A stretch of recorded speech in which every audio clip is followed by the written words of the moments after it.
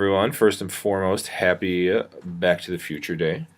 For those of you that don't know, today, October 21st, 2015, was when Back to the Future 2, when they traveled to the future. So, there's no flying cars, there's no hoverboards, there's no self-lacing Nikes, and unfortunately, it looks like there is no Cubs World Series to be had, so some of it was a little inaccurate, but if you get a chance today, watch that movie. It's a pretty funny movie. But today is our first meeting. At the end, or towards the end, there's going to be a link to a Google form that I'd like you to fill out just to put your name in so that I know you watch this meeting. I don't think we need to meet face to face. You guys already give 40 minutes of your lunch each week to advisory. Plus, you are all involved in a bunch of different activities. So I'd like to give you as much free time as I can and don't want to interfere with those other clubs. So with that being said, I think if we do virtual meetings about once a month, that'll suffice. If something important comes up, I might post one or have one, but I think through the emails and through the text messages and all that, I think we're doing a pretty good job communicating with each other. So that's my plan. As some of you know, especially those of you that are seniors, the counseling office is nuts right now, so I haven't had a chance to really go through and figure out what we need to check in on. You sent me photo selfies, most of you did, and I still haven't checked those, to be honest with you. So once things settle down, we can maybe attack more things. But that kind of leads to my first point in that I don't think we need to talk about too much because you guys are doing an awesome job. And I know I say that over and over, and I end every email with it. And I know sometimes if you say things too much, they lose meaning. But you guys are really doing a great job, and I appreciate that. I did send I want to show you, I did send a form to your advisory teachers just asking them for some feedback about how you're doing and if they have any feedback. As you can see, 8 teachers responded. 8 doesn't sound like a lot, but when you look at the fact that there's only 11 advisory teachers and one of them really probably didn't respond because they're in charge of band and they haven't met yet, 8's a solid sample size. And everyone said you're doing a 4 or 5, which is awesome. Those of you that were in the program last year, I can tell you this wasn't the case. We did have some lower numbers on there, so I do appreciate that. Is there anything your BAM could do to make advisory run more smoothly? Only one person could think of something. And so I do want to show you some of the actual feedback they did say. So, decent amount of the stuff they said kind of lands on me, like too lengthy clubs and sports YouTube videos. That's on me. Nothing you can do about it. But the stuff in red is stuff that you can kind of control as a BAM. So one of them was communicate better with one another. It's usually one BAM that takes the lead. So that's kind of on you guys. Remember what I said the Sunday night before. We need to start looking through what we're doing that week.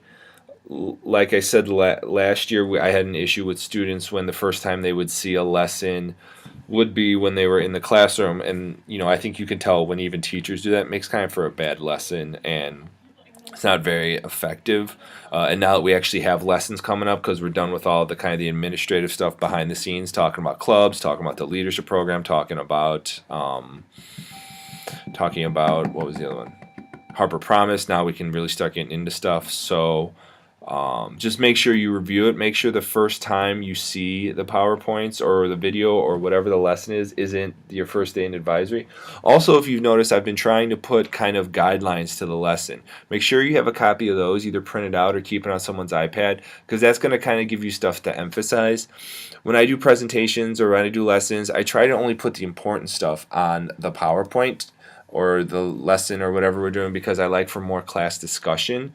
So if you get a chance, use that because I'm going to try to put just the bare minimum important things to kind of invoke more class discussion. So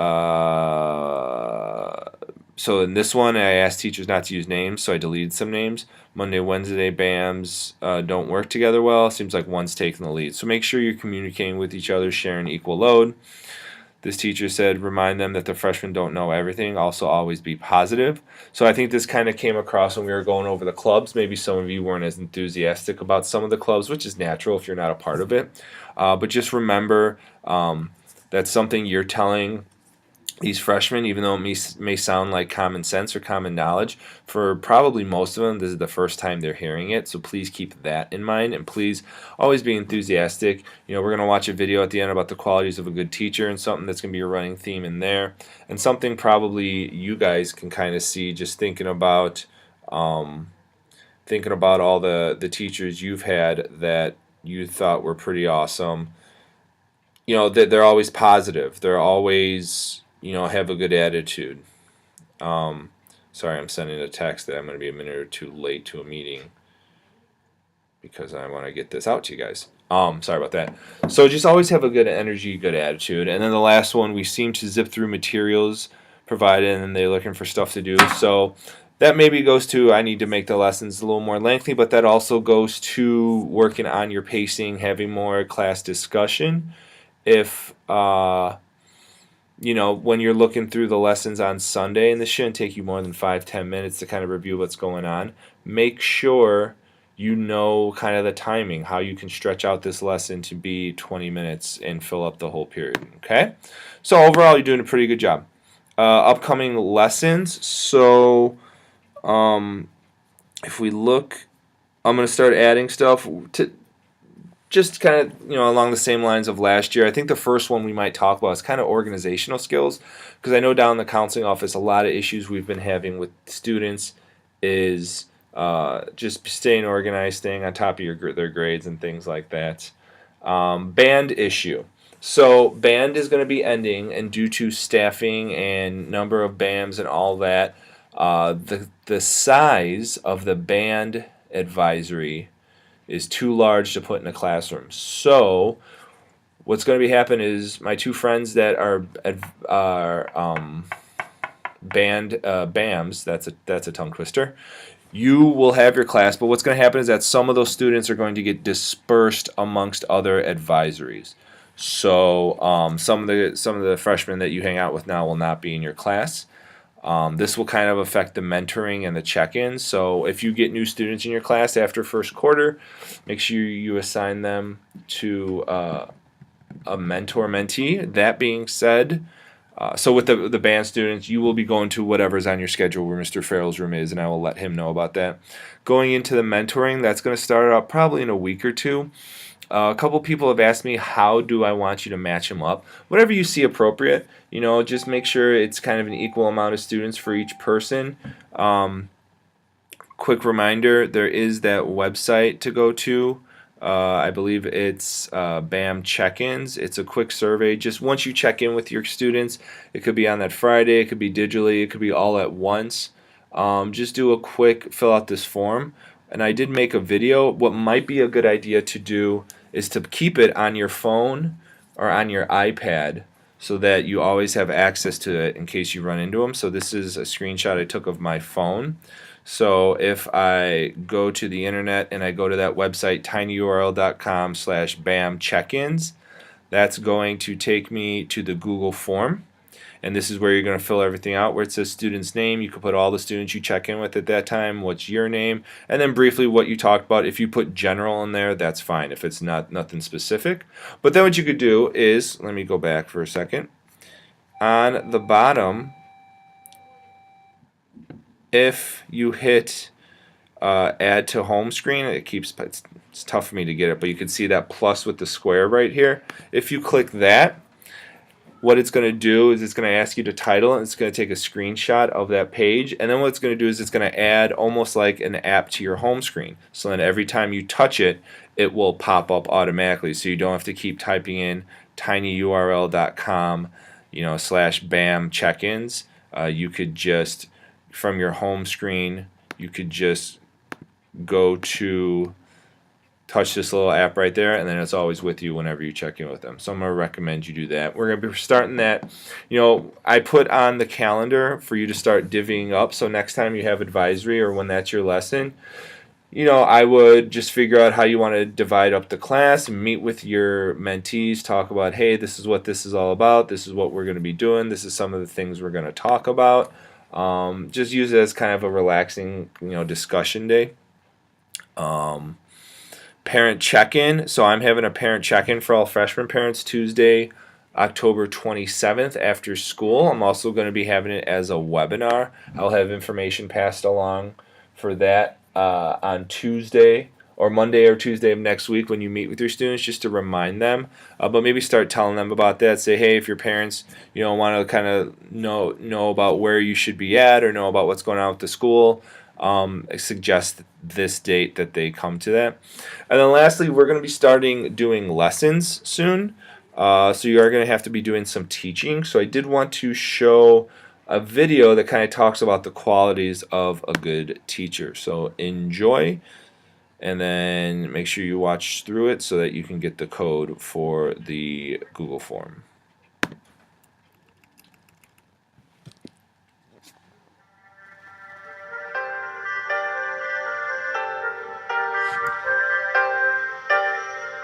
Interactive.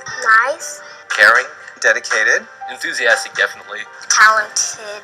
Concerned. Respectful. Likable and personable. Amazing. Cool. Good teachers are helpful. Great. Alright, when Chansha is coming up with a story, she's got this. I teach because I really believe education is the only way that people have a chance in life. It's an incredibly rewarding profession. I think teachers are mostly altruists, so I think at base that's why I teach, is just to make the world a better place. I do a lot of cooperative learning in my classroom, and I want all the kids to be able to work with anyone in the room to do any project. Go to bed Sunday night. I'm so excited for Monday morning. I enjoy seeing the students have those light bulbs go off, and it happens every day.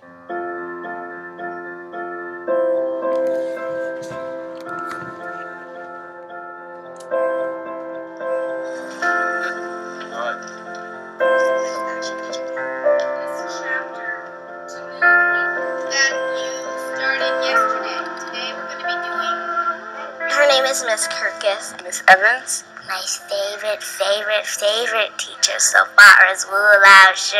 Mr. Udine. Perry Lorenzo. Easy.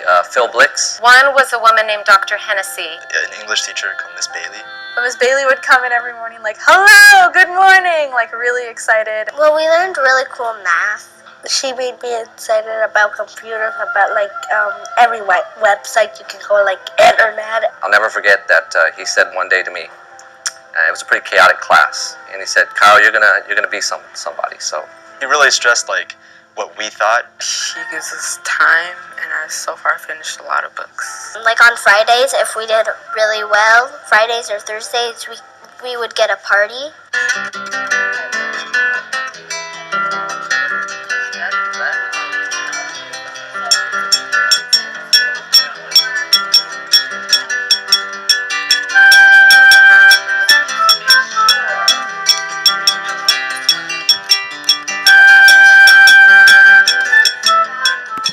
So before we watch this part, just to make sure I'm keeping you guys honest and you aren't fast forwarding to the end of the video to get the code to fill out the form that you watch this video, there's the form right there, goo.gl/forms/OBZ2OG3NE. So make sure you go and sign that form. But do watch the rest of this video, please. But I just want to stop those who just thought they were going to fast forward to the end. Haha. I think a good teacher is one that can connect with their students and find something in common with them. Being funny always helps. Definitely keep a positive attitude. Be nice and don't scream. Teachers have to show passion. I don't do things in here that are easy. Everything we do should be hard. Not only lecturing, but also answering.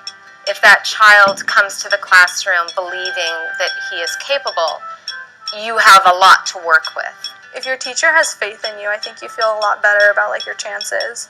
Be able to engage the students. Giving you cool things to do. Learn from the students. Who are these kids? See what the students have to say. What do they really need? And what they have to say about my teaching. And you have that experience of somebody who opens up your world and opens up your mind. Learn who that individual is, what their strengths and weaknesses are. I believe that they are capable, all of them, of greatness. Find out what they can bring to the world and really help them develop their potential that way.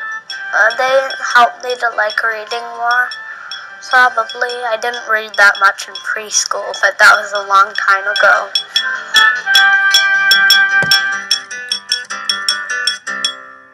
So something you probably noticed was just a lot of positive energy, making the class interactive, not just talking at people, a sense of respect.